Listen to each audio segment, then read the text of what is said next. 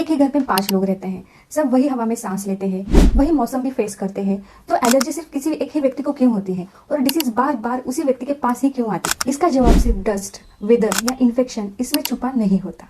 Question ये है कि उस व्यक्ति की इम्यून सिस्टम और बॉडी उन चीजों पर कैसे रिएक्ट करती है। हर इंसान का बॉडी रिस्पॉन्स, इम्यूनिटी अलग अलग लेवल पे काम करती है। जैसे कि किसी को एलर्जिक राइनाइटिस, किसी को एक्जिमा, किसी को सोरियासिस, किसी को हार्मोनल चेंजेस जैसे सिम्टम्स दिखाई देते हैं। कभी इन सिम्टम्स में आपको टेम्पररी रिलीफ मिल सकता है, लेकिन अंदर की प्रॉब्लम एड्रेस ना हो तो वही सिम्टम्स वापस आ सकती है और डिसीज का पैटर्न बदल सकता है, वो मोर हार्मफुल हो सकता है। रिकवरी में कुछ ऑब्स्टेकल्स रहते हैं, जैसे कि chronic stress, unhealthy lifestyle, poor sleep, repeated trigger factors और वीकन बॉडी रेजिस्टेंस। ये फैक्टर्स इम्यून सिस्टम पर असर डाल सकते हैं।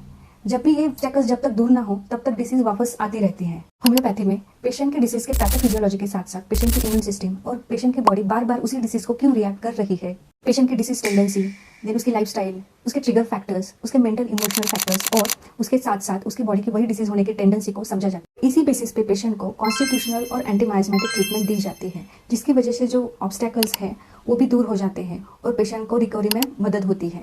तो होम्योपैथी बस सिम्टम्स पे काम नहीं करती, ये एज अ पेशेंट होल देखती है और पेशेंट को हीलिंग में मदद करती है। So don't let allergies control your life, take the first step towards your better health. Every patient is unique, so every treatment should be individualized like homeopathy.